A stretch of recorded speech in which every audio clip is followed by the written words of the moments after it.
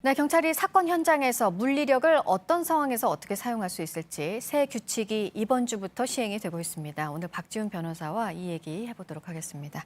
어서 오세요. 안녕하세요. 네, 그간 여러 사건들이 있어요. 경찰의 대응을 지적하는 좀 논란들이 몇 차례 있었잖아요. 그렇죠. 이 경찰관 직무집행법에 보면 뭐 수갑이라든지 뭐 테이저건 이 사용 방법들이 규정이 돼 있습니다. 근데 일종의 가이드라인이 뭐 정확하지 않고 대부분 규정이 정확하지 않기 때문에 현장에 있는 경찰의 직관에 따라서 이렇게 이 대응을 했는데 그러다 보니까 이 한 해 주치자가 한 1만 명 정도 경찰한테 폭행을 행사하기도 하고요. 최근에는 폭행 행사가 심해져 가지고 경찰이 위협당하는 상황까지 생기기도 했습니다. 그러다 보니까 경찰에서는 어떻게 대응할지 구체적 지침을 좀 마련했는데요. 11월 24일부터 좀 시행 중입니다. 네. 경찰 물리력 행사의 기준과 방법에 관한 규칙이 지금 시행되는 상황입니다. 이거에 따라서 지금 조금 더 가이드라인이 좀 생성된 것으로 보면 될 것 같습니다. 구체적으로 어떤 내용인가요? 일단은 범죄자의 또 그 사람의 행동을 5가지로 세분화했고요. 네. 그 행동에 따라서 어떻게 물리력을 행사할지 그것도 5개로 지금 세분화된 상황입니다. 첫 번째 단계는 뭐 당연히 수능 단계라고 얘기를 하고요. 다음에는 소극적 저항 단계, 세 번째는 적극적 저항 단계, 네 번째는 폭력적 공격, 5번째는 치명적 공격인데요. 소극적 저항 단계 같은 경우는 경찰의 지시에 협조하지 않는 그런 상태고요. 적극적 저항이라는 것은 공무집행 방해 수준이 되는 거고, 이제 폭력적 공격 상태는 경찰이나 제3자한테 위해를 가할 수준이 되는 정도입니다. 마지막으로 5개 단계는 치명적 공격인데요. 흉기로 공격을 해서 사망이나 부상을 초래하는 이런 단계인데 이거에 따라서 1단계는 협조적 통제를 할 수 있도록 돼 있고요. 2단계는 접촉 통제. 그러니까 신체 일부를 잡을 수도 있고요. 만약 3번째 단계 정도 되면 저위험의 물리력을 행사할 수 있어요. 관절을 꺾는다든지 조를 수 있고 4번째 단계가 된다면 중위험의 물리력, 테이저건이나 경찰 봉을 사용할 수 있고요.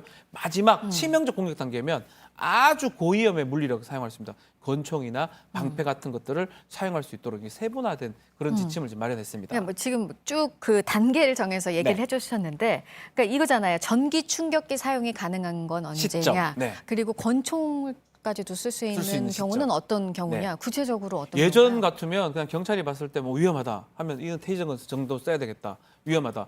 권총 써야 되는 거 아니냐. 이렇게 했다면 지금 같으면요.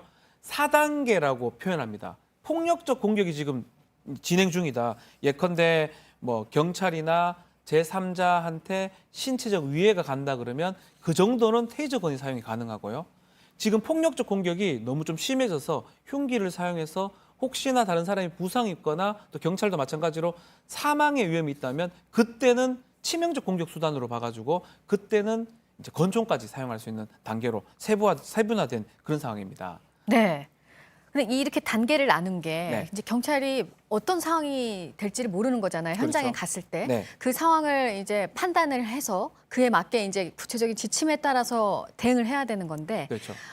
정확히 판단을 할 수 있게 잘 나눠졌다고 보십니까? 변호사께서 보시기에 어때요? 사실은 현장 상황은 상당히 급박합니다. 급박하기 그러니까요. 때문에.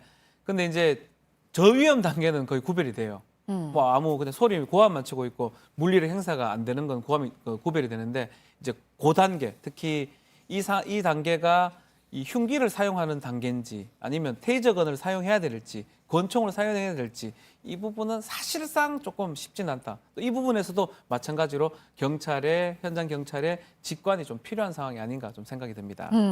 그리고 그동안 그 진압하는 과정에서 네. 민사상 책임을 또 경찰이 져야 했던 부분도 있어서 많았죠. 네, 이렇게 기준이 이렇게 만들어지면 이 부분은 좀 보완이 되는 건가요? 이 어떻습니까? 기준의 효력이 뭐가 있냐면 경찰들이 판단하는 기준도 되지만 네. 나중에 경찰들이 그렇겠죠. 개인 소송에 걸리는 경우도 있습니다.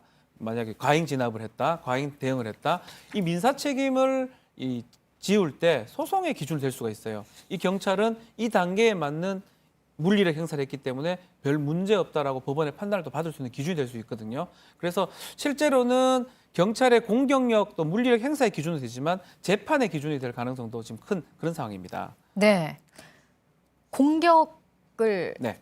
경찰관이 받는다. 그러면 뭐 어떻게 판단해야 되는 건가요? 부상을 당할 위험도 그렇죠. 있다. 이게 기준이 되는 건가요? 최근에 우리 대림역 여경 그 관련된 그 사건 같은 기준으로 봤을 때 이 술에 취한 여성이 이제 대응을 하는데 아니, 술에 취한 그 남성이 이제 대응을 하는데 여경이 뭐 대응하는 모습들이 나오지 않습니까? 그 과정에서 뺨을 뭐 때리고 이제 합니다. 그 정도는 만약에 4단계냐 5단계냐 이게 공격인 공격인데 치명적 공격이냐 그냥 폭력적 공격이냐 이 판단인데 무기가 없고 손으로 하는 거기 때문에 4단계인 이 폭력적 공격으로 봐야 되기 때문에 권총보다는 테이저건 같은 걸 사용해서 진압할 수 있는 근거가 되는 겁니다. 그래서 저 단계에서는 테이저건으로 진압을 했었어도 상관이 없던 상황이라고 보면 될 것 같습니다. 지금 지침이 적용된다면요. 네.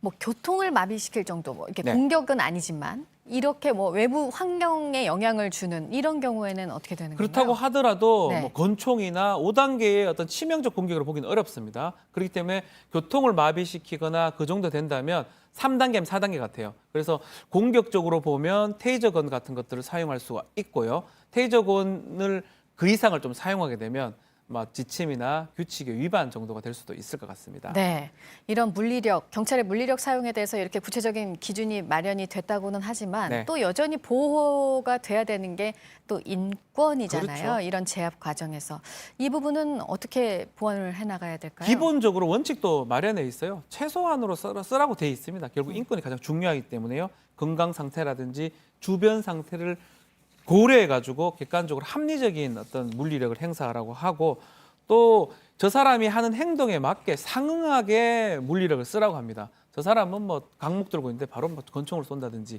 그런 것들은 좀 불가능하고 최소한 사용할 수 있는 어떤 원칙들을 지금 정해놓고 있는 상황입니다. 네, 그 뭐 보고서를 이렇게 물리력을 썼을 때 네. 보고서를 쓰게 한다거나 그렇죠. 이 부분도 보호를 하는 한 장치가 맞습니다. 되겠죠. 보고서 쓰라는 것도 규칙이 지금 마련돼 있거든요. 보고서 양식이나 형식도 규정이 돼 있고요. 보고서를 씀으로써 나중에 경찰관 개인으로서는 제대로 된 적법한 행사가 될 수 있고 또 계속 얘기하지만 재판이 혹시 걸리게 되면 이 보고서 같은 것들을 근거로 해서 재판에서 좀 유리할 수 있지 않을까 생각이 듭니다. 네.